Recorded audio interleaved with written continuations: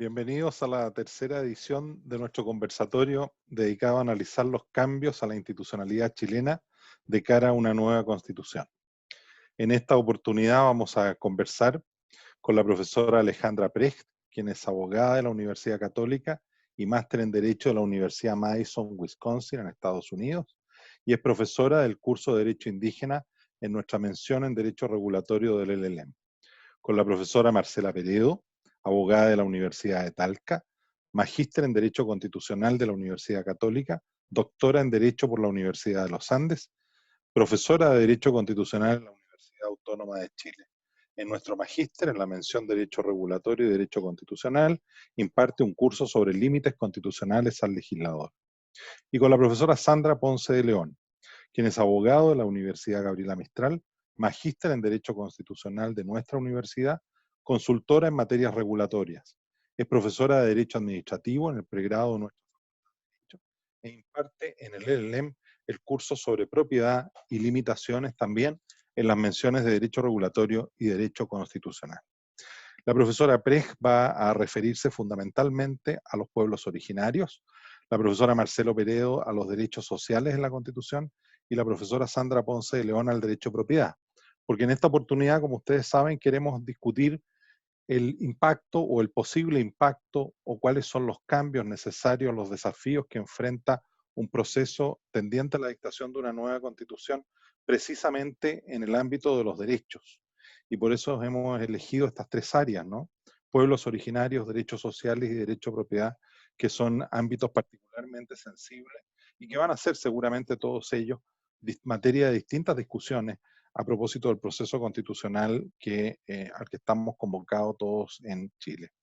Profesora Precht, ¿cuáles son los desafíos o problemas que enfrenta hoy los pueblos originarios desde la perspectiva de nuestro régimen constitucional? Hola Miguel Ángel, Sandra, Marcela, un gusto verlos a la distancia en este tiempo. Y metiendo un poco al tema y contestando tu pregunta, Miguel Ángel, yo creo que hay dos temas fundamentales, o los primeros temas que hay que ver. Uno es la participación, ¿eh? Es un tema previo, es la disposición a conversar y cómo va a ser el tema de los escaños reservados.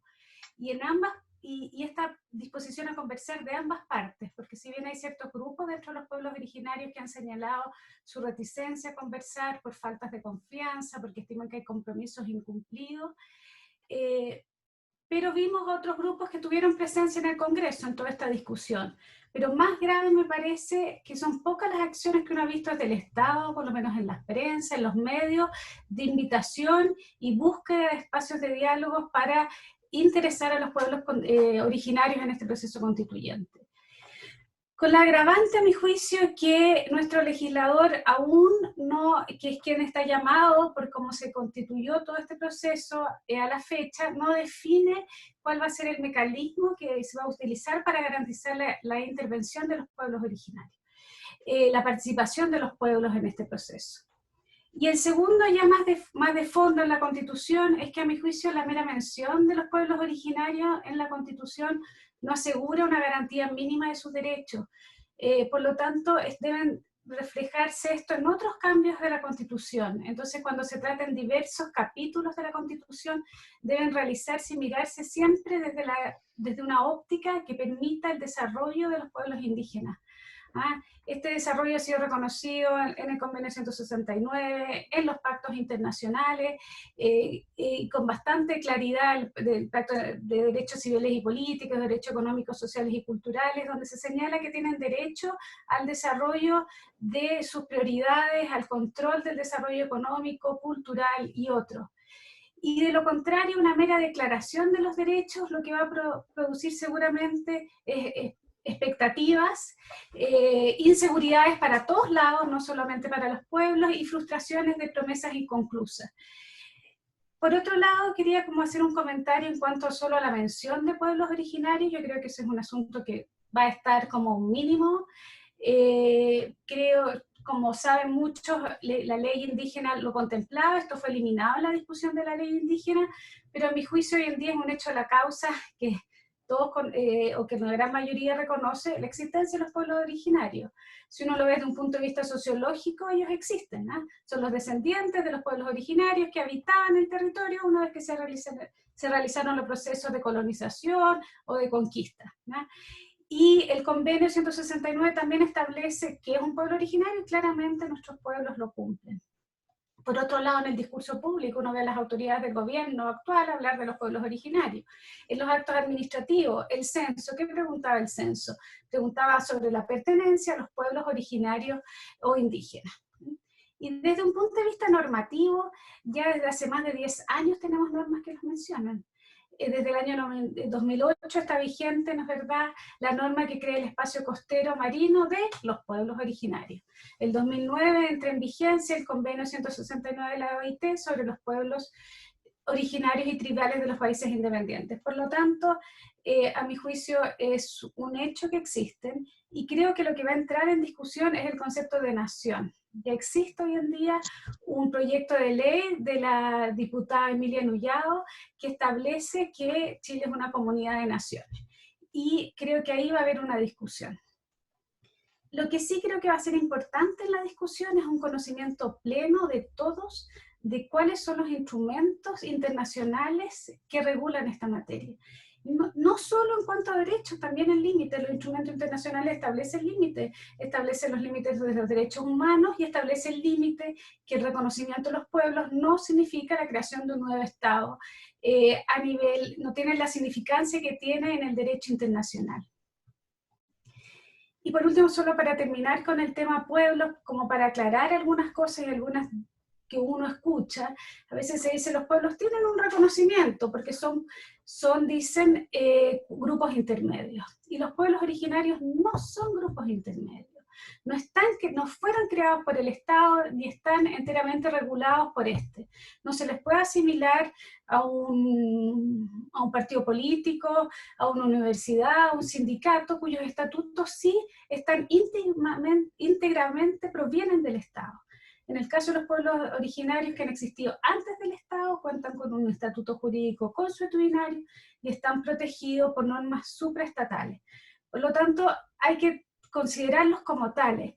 Tampoco, a mi juicio, se pueden regular por el derecho a las minorías.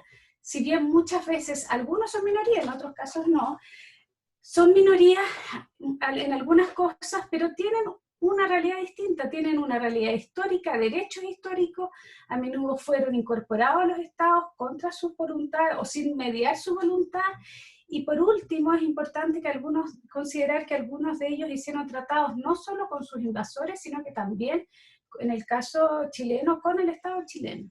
Entonces creo que es muy importante conocer este estatuto, y al margen de eso, por supuesto, y después voy a hablar un poquitito más, iniciar procesos de diálogo y conocimiento de los pueblos indígenas. Así que creo que esos dos temas son los... Perfecto, muchas gracias. Marcela, a propósito, en la misma línea del tema de los derechos sociales, ¿cuáles son los desafíos, los problemas que enfrenta hoy el asunto, el tema de los derechos sociales en nuestro sistema constitucional y cómo enfrentarlos en la nueva Constitución? Bueno, junto con saludar y agradecer la invitación y estar con todos ustedes, con Miguel Ángel, Sandra, Alejandra, etcétera.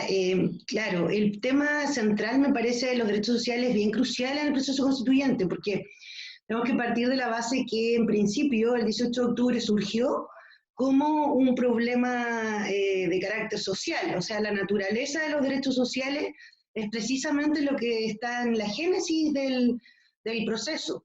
Y a partir de eso creo yo que hay tres puntos que me parecen importantes de relevar, digamos, de decir.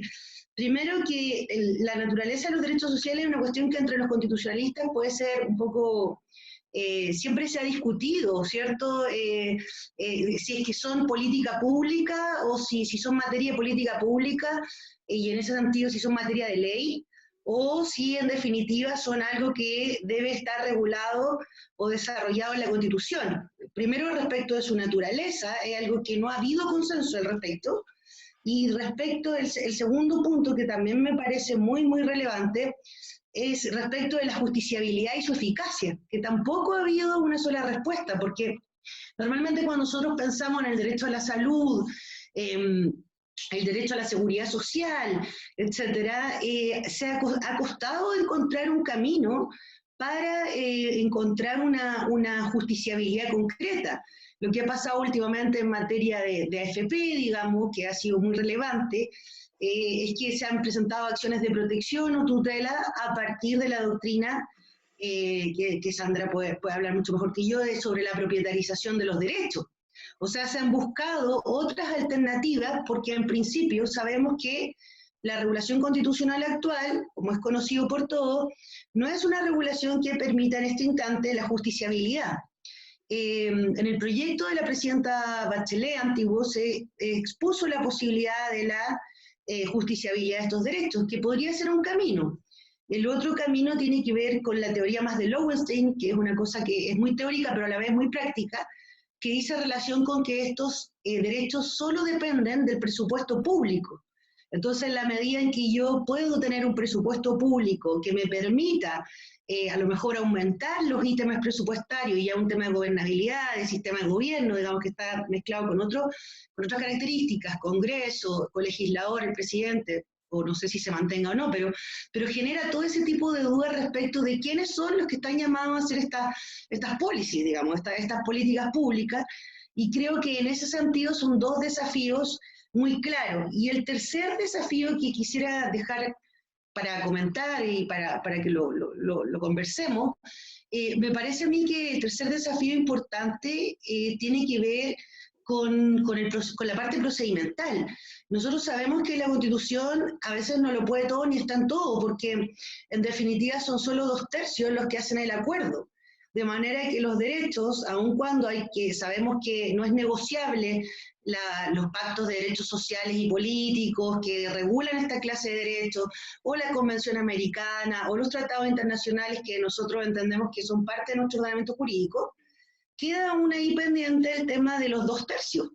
En definitiva, si dentro de esos 2/3 va a caber o no estos derechos sociales y económicos, y cómo van a ser regulados dentro de esos 2/3, porque si no se llega al acuerdo procedimental de los 2/3, bueno, habría que ver si efectivamente por el hecho de ser inherente al ser humano, no están dentro de la discusión ni de la negociación. Es algo que vamos a tener que ir revisando en la medida que esto acontezca. Me parece que esas son tres alertas de naturaleza, de justiciabilidad y de procedimiento que tal vez deberíamos tener presente al momento de regular cuestiones que son muy sensibles para la gente, en términos que le provocan un impacto real: salud, educación, son necesidades mínimas y primarias que dependen también del concepto de Estado social al que tal vez se pueda migrar. Entonces me parece que es algo bien profundo, digamos. He tratado de sintetizarlo de la mejor manera, pero al menos creo que esos son tres puntos claves que van a venir en el debate. Perfecto, muchas gracias, Marcela. Sandra, y en materia de derecho de propiedad, ¿cuáles son los desafíos o los problemas que enfrentamos hoy, pensando tal vez luego en una vía de solución a través del proceso constituyente, ¿no? Bueno, primero que todo, igual que lo que hizo Marcela y Alejandra, ¿no es cierto?, agradezco esta posibilidad de conexión, ¿no es cierto?, que nos da el programa, y frente a estos temas que son tan relevantes, efectivamente, para el desarrollo social, ¿ya? Nuestra sociedad está clamando también algunos cambios, y dentro de ello, estos tres temas creo que son fundamentales. Y en la parte, digamos, que me corresponde hablarles sobre el tema de la propiedad, también en nuestro país hemos tenido una historia, ¿no es cierto?, que nos llevó a la regulación de la propiedad de una manera bastante reglamentaria en la Constitución. Sabemos que es uno de los artículos más largos, el que reconoce por lo menos el derecho el artículo 19, número 24, pero no es solo ese artículo el que se refiere a la propiedad. Tenemos que hacer una prevención, ¿no es cierto?, una precisión previa. Hay varios otros artículos que se refieren al derecho a propiedad. Uno, ¿no es cierto?, el artículo 19, número 23, y que se refiere al derecho que se le asiste a toda persona o se le reconoce a toda persona adquirir el dominio de toda clase de bienes, salvo aquellos que, ¿no es cierto?, son los bienes comunes o aquellos que deben pertenecer a la nación toda y la ley lo declara así. O sea, se está refiriendo ahí la Constitución a los bienes públicos, y que ambos, ¿no es cierto?, tanto los bienes comunes como los bienes públicos o el dominio público tienen un régimen especial, ¿ya? Que ya incluso se ha abandonado el término propiedad, pero de alguna manera, ¿no es cierto?, esos bienes están sujetos a un régimen, ¿no es cierto?, de conservación, protección, etcétera.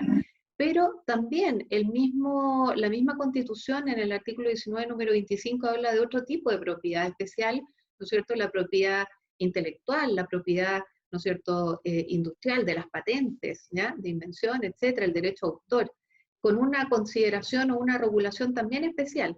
Y ahora, volviendo al artículo 19, número 24, en él también se configuran, ¿no es cierto?, varios tipos de propiedad. La propiedad general, ¿no es cierto?, de la cual nos vamos a referir, porque creo que esa es la temática global, y también se establece, ¿no es cierto?, todo lo que es el régimen de la propiedad minera y el régimen de propiedad del derecho a aprovechamiento de agua, ¿ya? Lo que decía recién Marcela sobre la propietarización de los derechos también es un tema que parte de la base, ¿ya?, de que en nuestro país, y ahí vuelvo al inicio, ¿no es cierto?, del artículo 19, número 24, en nuestro país la garantía de la propiedad está dada de una manera bastante amplia, en el sentido que cubre el derecho mismo, ¿no es cierto?, se asegura el derecho de propiedad sobre toda clase de bienes y sea cual sea, ¿no es cierto?, la condición o naturaleza de esos bienes y también sobre sus atributos esenciales.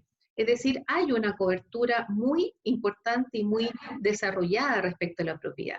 Pero ¿cuál es la problemática que nos lleva, ¿no es cierto?, hoy día a enfrentarnos a desafíos, ¿no es cierto?, concretos?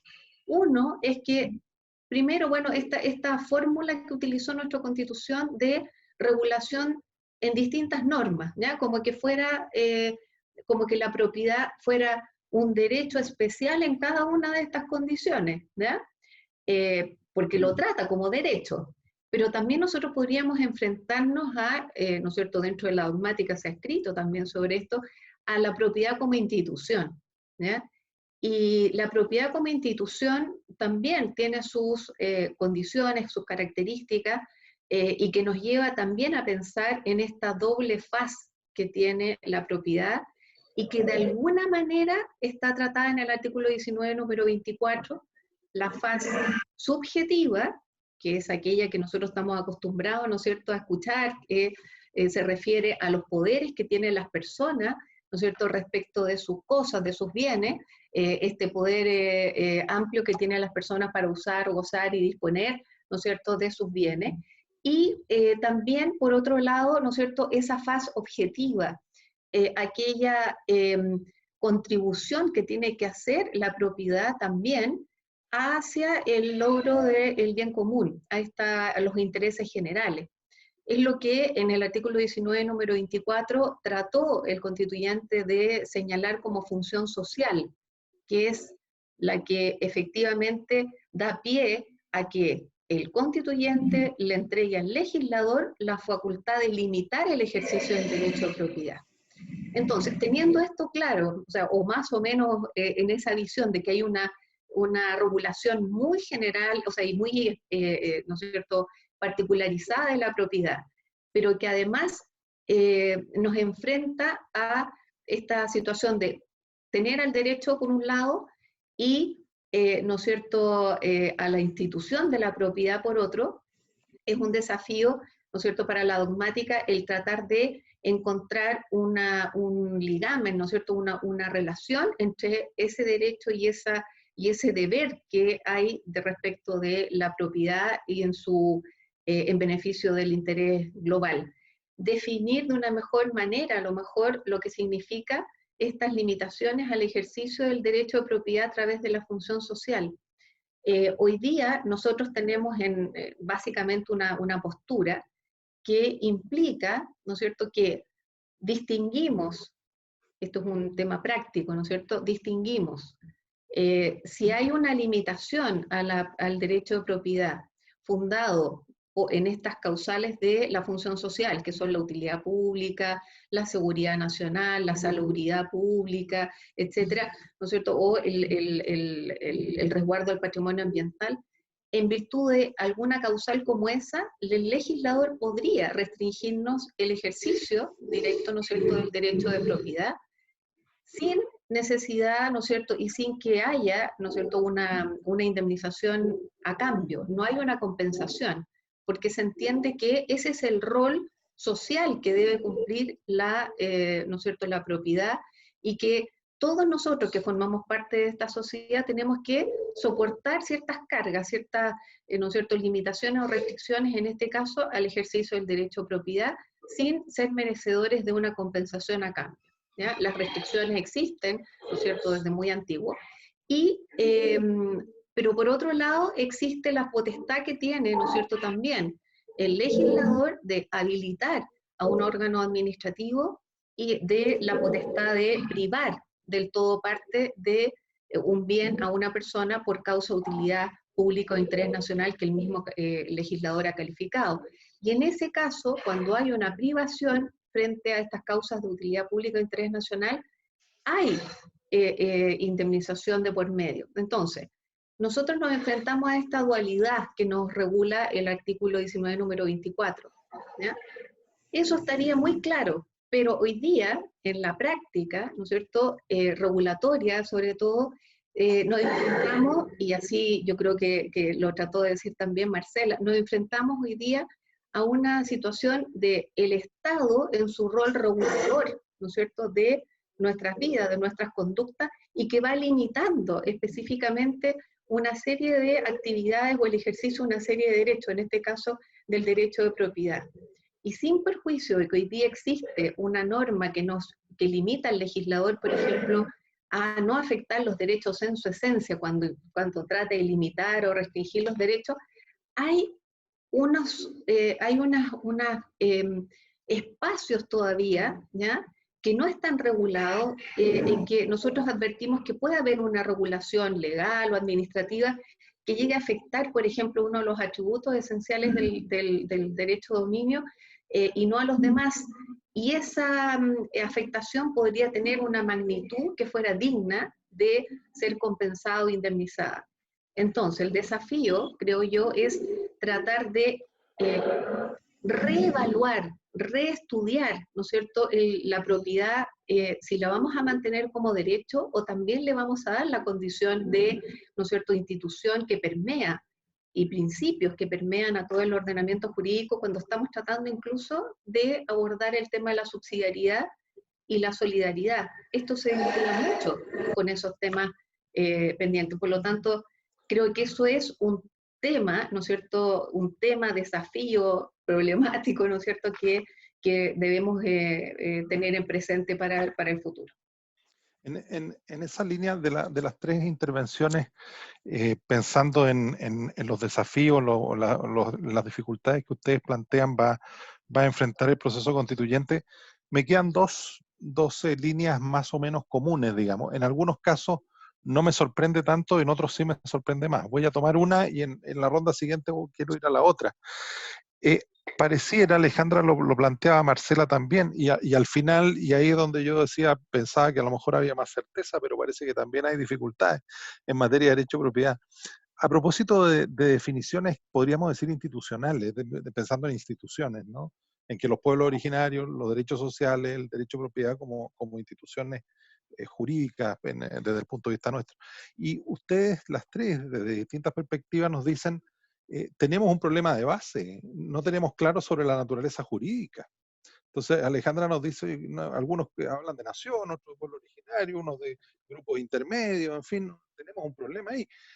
Sandra nos dice, mira, no sabemos si son justiciables los derechos sociales, si no son justiciables, si dependen del presupuesto, si, en fin. Y Sandra nos agrega en el derecho de propiedad que parece una institución, por lo menos en el derecho chileno, antiquísima, digamos, que se ha venido construyendo en la historia política y constitucional de Chile, sobre todo en el siglo XX. Mira, tenemos problemas entre distinguir entre limitación y expropiación, y entre medio aparece el rol del Estado, etcétera, etcétera.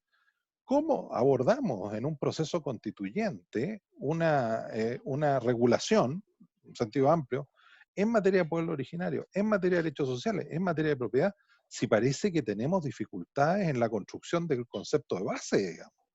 Y entonces ahí me preocupa lo que dice Alejandra, ¿no? tenemos que generar espacios de diálogo y consenso entre posiciones probablemente muy distintas en cada una de estas materias, pero parece que para que haya diálogo, al menos necesitamos un punto de partida común. Y ese pareciera que no está, ¿no?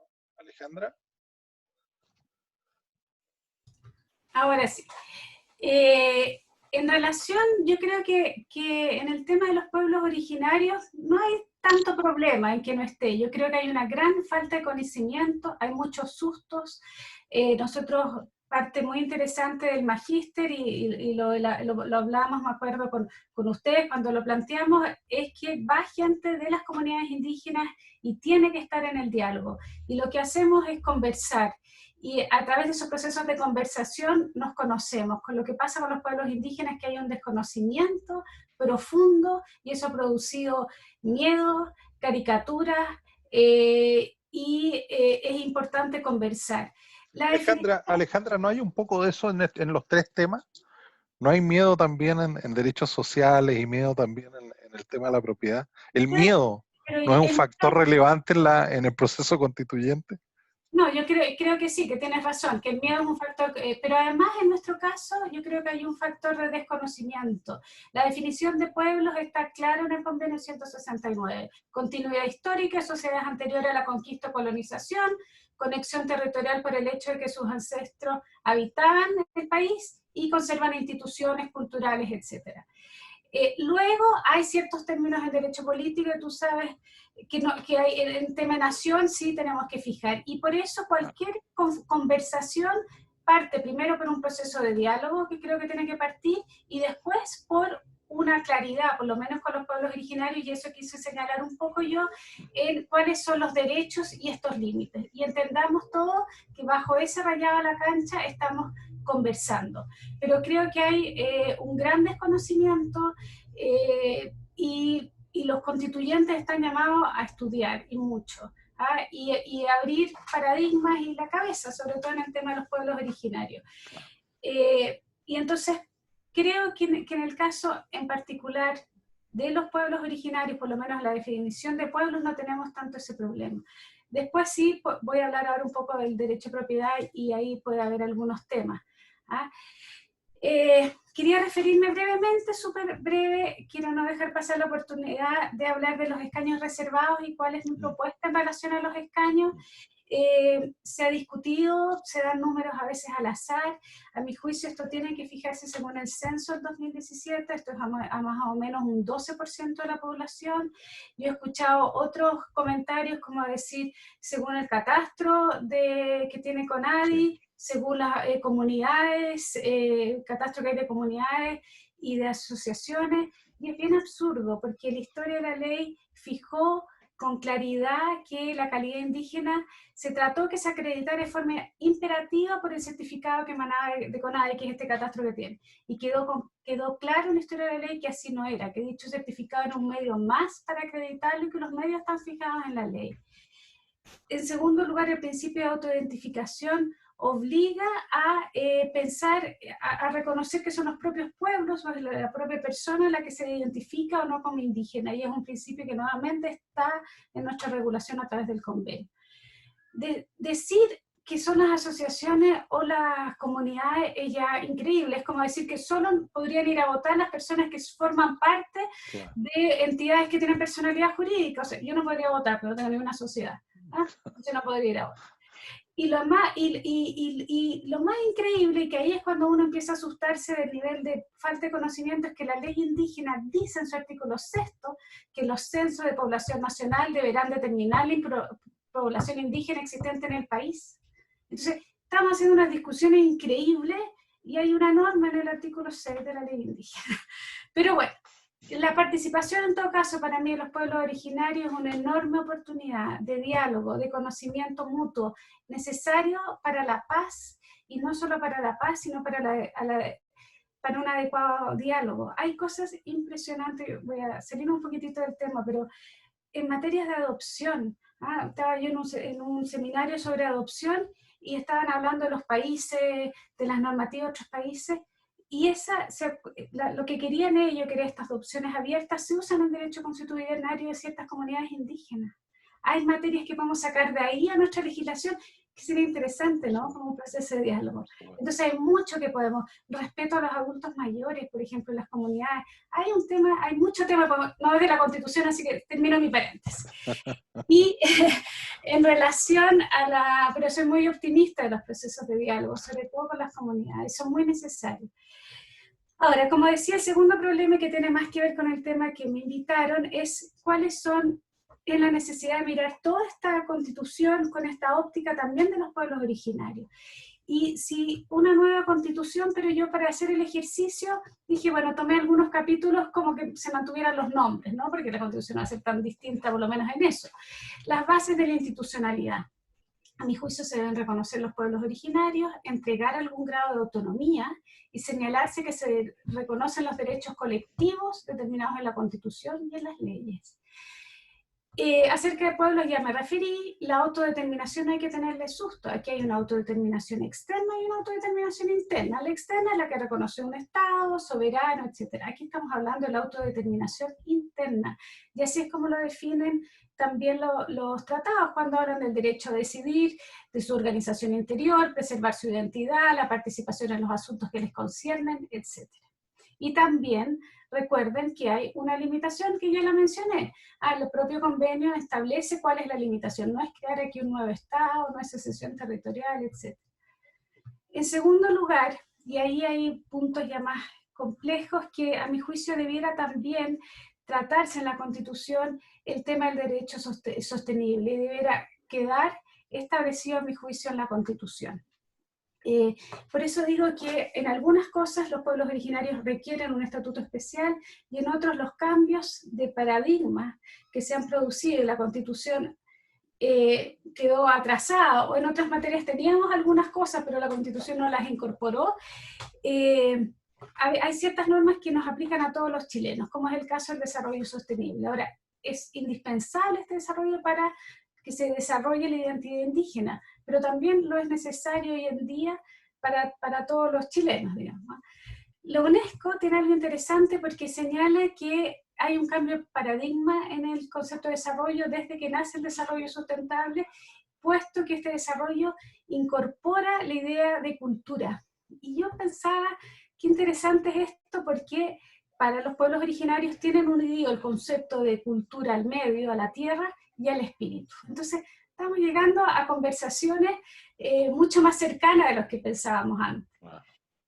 El entorno que nos rodea no puede seguir viéndose jurídicamente, a mi juicio, como recursos naturales que se explotan, pues se trata de un sistema, y debe verse el problema en su conjunto. El nivel de deterioro ambiental, a mi juicio, es impensable no incorporar este principio de derecho sostenible.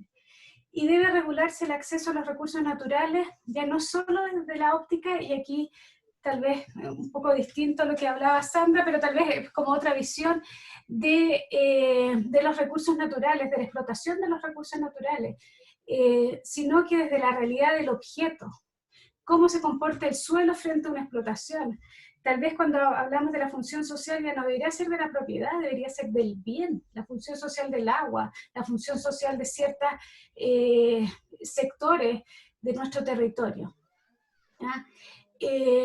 Por eso la presencia del constituyente, formado no solo por políticos y abogados, sino que también por gente de la ciencia, biólogos, nos va a permitir a nosotros como abogados, como mediadores, como decía don Alejandro Silva, poder, entendiendo bien este objeto que queremos regular, establecer una mejor regulación, porque tenemos que entender cómo funcionan. Hay una gran crítica de nuestra división territorial, que debiera ser en relación a cuencas, dicen los hidráulicos. Entonces, bueno, hay que empezar a estudiar y conocer cómo se comporta este entorno que cada día nos tiene más acorralados nuestras decisiones también. Un tercer punto, que también va más allá que solo lo indígena, para mi juicio, es que debe establecerse en estas bases que los territorios rurales y urbanos gozan de un mismo valor. Para eso podríamos tener otro chat otro día sobre ordenamiento territorial, pero creo que ahí hay una materia pendiente importante.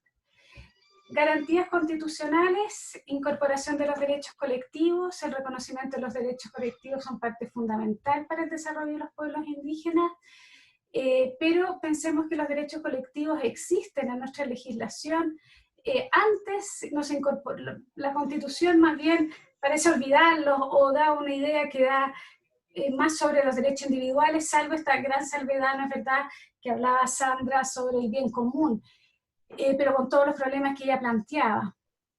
Por ejemplo, el disfrute del paisaje. Eso está en nuestra legislación, la Convención de Washington, pero además está en el acceso a los bienes nacionales de uso público, en el acceso a las playas, lo vemos en las noticias, ¿no es verdad? Entonces, creo que tenemos que plantearnos el derecho de propiedad, no solo en un reconocimiento de que uno podría decir, bueno, regulo la propiedad colectiva en los pueblos originarios, la propiedad de la tierra colectiva es básica, pero también hay otras materias. Por ejemplo, ¿qué pasa con el caso, miremos el caso del agua, ¿no? El agua es un bien nacional de uso público, por lo tanto, pertenece a la nación toda, pero no tiene una traducción práctica, porque a través de los derechos de aprovechamiento de agua, hemos llegado, a mi juicio, incluso a casos violatorios de los derechos humanos. Se garantiza a nivel de derecho humano, ¿no es verdad?, el acceso al agua potable y al saneamiento.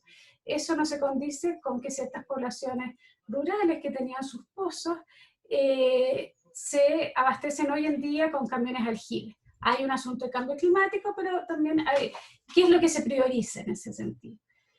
Ahora, las comunidades campesinas y las comunidades rurales indígenas, en aras de la protección de su cultura, a mi juicio, no solo les basta este reconocimiento de derechos humanos, como que es el aprovechamiento del agua para agua potable y saneamiento, sino que necesitan que se considere el agua para sus actividades tradicionales y de subsistencia.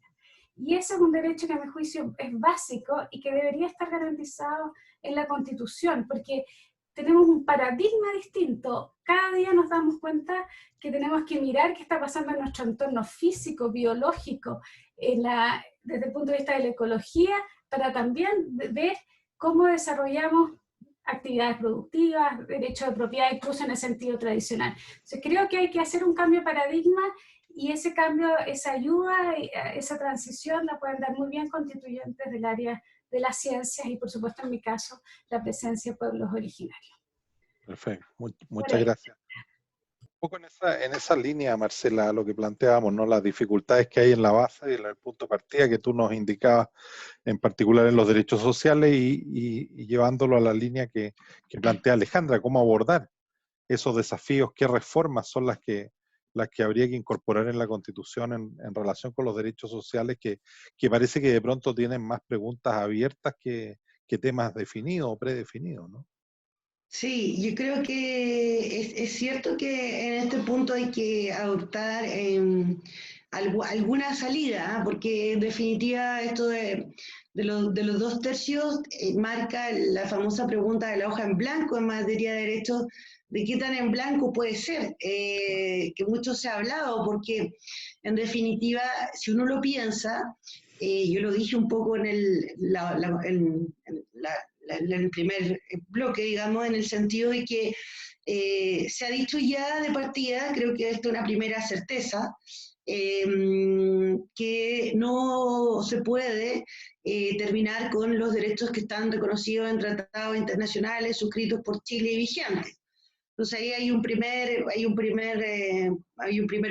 parámetro, digamos, en el sentido de que no podría una nueva constitución o un nuevo texto constitucional desconocer ya los derechos que las personas ya tienen, digamos, no podría ser una interpretación regresiva. Yo imagino que no es el sentido de la nueva constitución, sino que precisamente sería potenciar lo que ya tenemos y avanzar o reformar o modificar lo que nos falte, pero no partir de la idea de que no existió en el constitucionalismo chileno ningún tipo de reconocimiento. Yo creo que el que exista reconocimiento constitucional es una cosa, luego la judicialización es otra.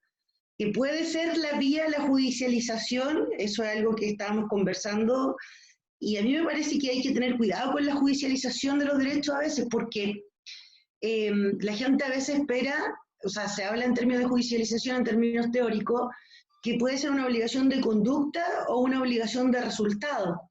Y en ese sentido habría que determinar, o habría que ver, dotar en ese sentido la idea del contenido esencial, nos puede ayudar para determinar un poco el contenido de cuál es la obligación que surge en términos judiciales. Lo que quiero decir en simple y en fácil es que tenemos un contenido que está protegido hasta el momento, garantizado, ya sea a través de una libertad o a través de un derecho, como potestad, pero eso implica que si es que vamos a exigir una conducta de resultado o vamos a exigir una conducta de medios. Pero en eso, Marcela, en eso tenemos una jurisprudencia. Tenemos una acción o una actitud, cualquiera que sea la opinión que uno tenga, de los tribunales, particularmente en sede de protección, ¿no? Que no procede respecto a derechos sociales, pero que sí tiene un impacto enorme por vías indirectas, probablemente. ¿Cómo uno se hace cargo también de esa realidad que es parte de nuestro acervo constitucional, jurídico? Claro, a mí me pasa en ese sentido, Miguel Ángel, que ya hay un camino que se ha recorrido y se ha fijado una especie de jurisprudencia al respecto, que tampoco deberíamos ignorar porque es la forma en cómo se ha entendido el derecho constitucional. Claro. Dentro del derecho interno, porque tampoco vamos a quedar sin ningún margen dentro de lo que significa la identidad constitucional de Chile, a propósito de lo que habla la ALE, que tiene mucho que ver con la identidad constitucional de los pueblos, digamos. Entonces hay una identidad constitucional también que es un ADN que nosotros tenemos en la manera de resolver o de no resolver algún problema. Me parece a mí que eso no podría quedar olvidado porque es parte de las fuentes del derecho también. Claro. Por una parte. Y por otra parte, a propósito de lo que estamos conversando, a mí me parece interesante revisar que el problema de la judicialización, que es una cosa que se ha conversado mucho, sobre todo a partir del proyecto de la presidenta Bachelet, que judicializó varios derechos, supuestamente en el proyecto está allí, y consagra nuevos derechos sociales que en principio la Constitución vigente del 2020 no tiene, como por ejemplo el derecho a la vivienda, etcétera. El problema que genera, y me parece a mí que hay un tema con el control de expectativas, porque cuando tú judicializas el derecho solamente se favorece a la persona que ha interpuesto la acción. Luego tú no terminas de resolver el problema a nivel de justicia social. Entonces solamente aquellos que pueden, y eso puede generar algo que decía Working, que es una especie como de discriminación inversa, ¿no? O sea, yo favorezco a las personas que han podido interponer la acción de protección o han impuesto una acción indirecta de tutela ante el Tribunal Constitucional, como tú sabes mejor que yo, a través de la inaplicabilidad por inconstitucionalidad de la ley. Y a propósito de la ley, entonces se está pidiendo una regulación o un amparo de un derecho determinado, de manera indirecta, y a través de esas dos vías, de pronto, claro, yo le resuelvo el problema en el caso concreto, que es lo que la justicia es, digamos. O sea, la justicia resuelve el asunto para el caso concreto, para la persona que ha interpuesto la acción, pero luego yo no tengo una respuesta de manera social, colectiva o de justicia social o distributiva, que es lo propio de la política. Me parece a mí, o sea, bajo mis concepciones, me parece que esas respuestas de justicia distributiva no vienen solo a partir de la reparación de una acción de protección o de las acciones que uno puede interponer, ya sea para estos derechos en particular, que tienen una naturaleza medio complicada, o para otros derechos, porque en definitiva solamente resuelves el caso concreto, y tampoco se puede ir más allá. Entonces, me parece a mí que hay un tema ahí que hay que regular en relación con las expectativas. ¿Qué sugiero yo para... ¿Qué es lo que he visto y es lo que he estado estudiando en este último tiempo, sobre todo, que me ha interesado mucho este tema? Es mirar el derecho comparado. ¿Qué ha pasado con el derecho comparado? Creo que, independiente de la crisis social que hay en Francia, en la Constitución francesa, porque estamos pensando cómo lo resolvemos desde la Constitución, en la Constitución francesa hay un Consejo Económico y Social que se encarga precisamente de este tipo de problemas. Entonces, la solución no ha venido solamente desde la justiciabilidad, o sea, salieron del problema clásico de más justiciabilidad o más presupuesto, sino que hicieron una tercera vía que a mí me parece interesante de revisar, de comentar, y que tiene que ver, que viene desde la Unión Europea, con la idea del Consejo Económico Social como un ente propio, yo creo que es una propuesta interesante, de revisarse, que a nosotros nos queda bien, en términos orgánicos, para dar respuesta satisfactoria a todo lo que signifique fijación de empleo, sueldo, cotizaciones, salud, pensión, etcétera, etcétera, etcétera. Y ellos han generado este organismo que tiene 3 artículos de la Constitución francesa, tampoco es que sea una extensión muy grande, con esos 3 artículos, y el resto se ha regulado mediante los mecanismos de legislación, pero al menos se ha quedado establecido que la Constitución en el sentido se hace cargo, un poco a través de un órgano específico y especial, de esta materia. Creo yo que en esta vez me parece que puedo estar por la tercera vía, que parece más idónea en el sentido de que no judicializa todo, pero tampoco obstruye a que las personas puedan presentar también las acciones si así lo estiman conveniente. Me parece a mí que esa tercera vía de la vía francesa, y que viene de la Unión Europea a partir de los distintos consejos que se han creado a propósito de la constitucionalización de la Unión Europea, me parece que puede ser interesante de explorar en este nuevo camino. Me parece muy interesante ese aporte, Marcela. Sandra, el derecho de propiedad cruza los 2 temas anteriores, ¿no? Y la pregunta era, bueno, si tenemos incertezas, ¿no? Como la que tú planteabas entre limitaciones y expropiaciones, o entre la propiedad como institución o la propiedad en distintas realidades. La Alejandra plantea, a lo mejor conviene mantener esto de las propiedades parceladas, ¿no? Desde cierta perspectiva. Marcela parece que busca más bien un concepto más institucional, ¿no es cierto?, a dónde acudir en esta línea económico-social, dándole espacio tal vez más a la política, ¿no? Más que al juez, en definitiva, en la solución. ¿Cómo abordar esto en una nueva constitución? ¿Qué cambios, qué reformas? A ver, primero que todo, específicamente, ¿no es cierto?, la idea que hoy se impone, ¿ya?, en materia de propiedad es señalar o tener conciencia de que se trata de un derecho, pero que también se trata de un deber, ¿ya? Y ahí también buscando en el derecho comparado, la Constitución alemana, por ejemplo, en estos temas señala que la propiedad obliga, ¿ya? Y su uso debe servir al mismo tiempo al bien común. Entonces, ¿qué significa eso? Digo yo, en un momento en que la situación de competencia en nuestro sistema social, económico, favorece una experiencia individual de éxito, no necesariamente de una convivencia colectiva de éxito, ¿ya? ¿Qué hacemos entonces? Entonces yo creo que hay que ponerse de acuerdo, hay que conversar, hay que sensibilizar a la clase política, ¿no es cierto?, a los ciudadanos en la relación con esta esencia de nuestra democracia y los valores fundamentales, con el tema de la solidaridad social, que debe estar anclada también en esta vida cotidiana. Nosotros, como nos planteaba, ¿no es cierto?, la temática de los derechos sociales o justiciables, o que si nosotros preferimos que sea un tribunal de justicia el que nos vaya diciendo, como es en los países anglosajones, ¿no es cierto?, cómo se debe rellenar un concepto jurídico o determinado o un determinado derecho. Bueno, nosotros no tenemos esa cultura, pero la Constitución para mí debe garantizar el derecho a propiedad y a la propiedad, obviamente, sin duda, y entregar a la ley la determinación de su contenido, ¿ya? Pero sin dejar de ponerle límites, evidentemente, a esa regulación, al menos reconociendo que procede a indemnizar, en el caso de la problemática que estoy pensando, ¿no es cierto?, procede a indemnizar siempre que una regulación legal o administrativa que se fundamenta también en la ley afecte el derecho en su esencia y altere gravemente el ejercicio de algunos de sus atributos esenciales. No estoy segura, y eso es una situación, que esa fórmula va a terminar o va a reducir los conflictos en la práctica, ¿ya? Pero sin duda yo creo que sería un avance para la defensa de los derechos y para comprender también ese rol de servicio que también corresponde darle a la propiedad conforme a la doctrina social de la Iglesia. O sea, nosotros no nos tenemos que olvidar que el trasfondo, la propiedad no es función social. Eso yo creo que no comparto esa idea, ¿ya?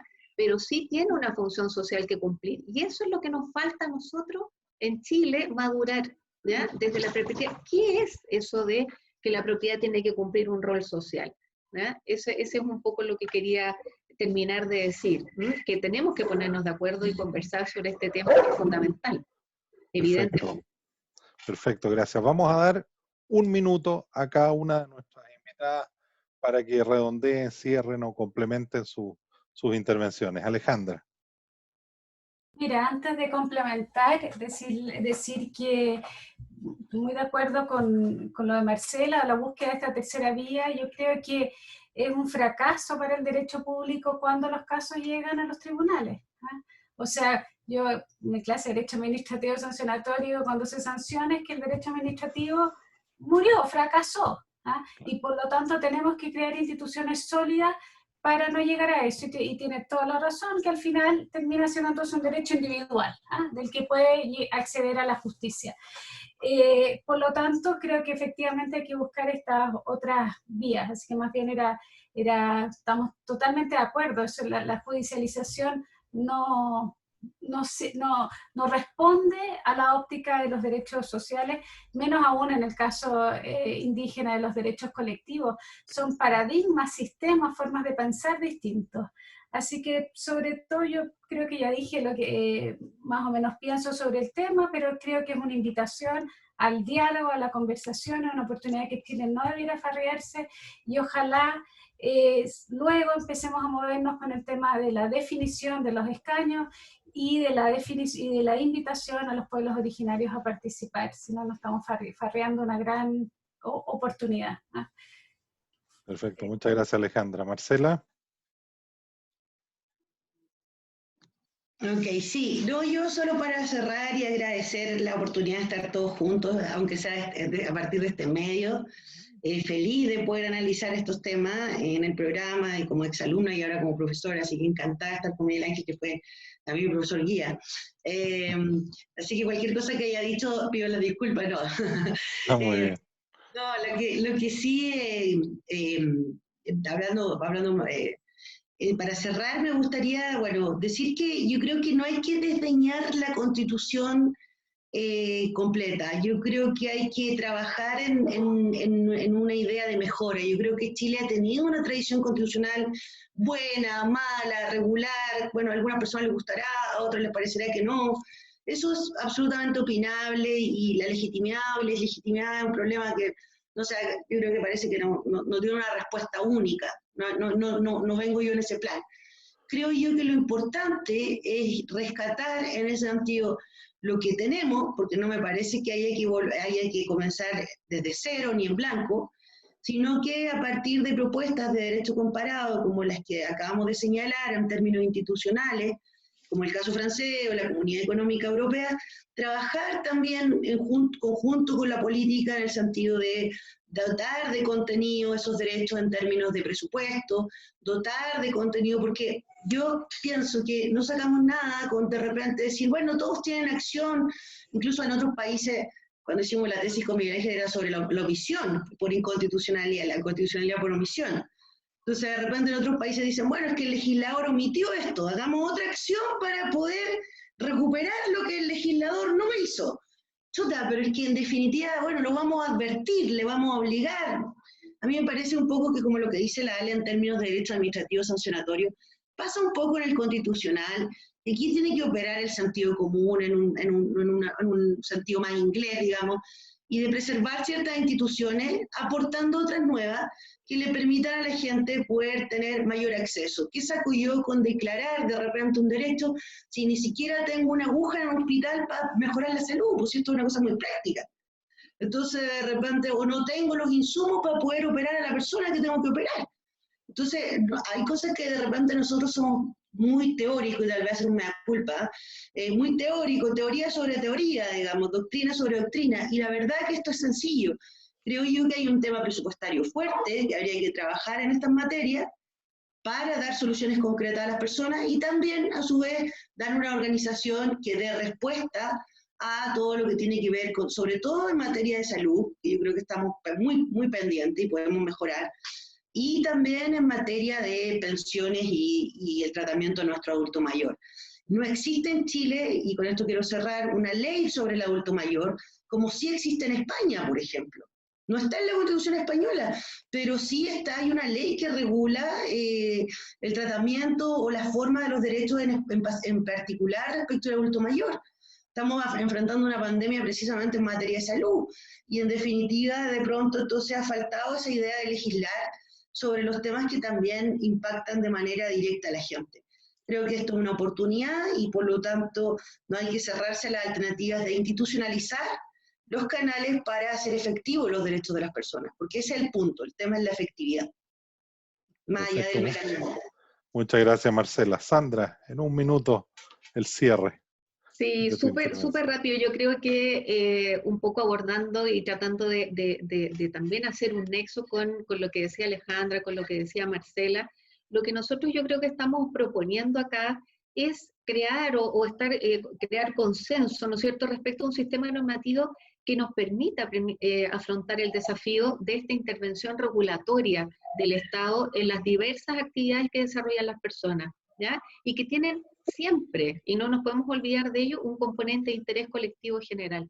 Todo lo que nosotros hagamos también, y la regulación del Estado con mayor razón, ¿no es cierto?, tiene que estar asociado con un interés básico, general, y eso en todas las materias, ¿no es cierto?, debe ser, yo creo que el fundamento base para poder conversar sobre cualquier cambio, ¿no?, constitucional. Si nosotros necesitamos o no esa nueva visión de sociedad, es partiendo por el sistema precisamente normativo y revisando si nosotros estamos en esa línea o no.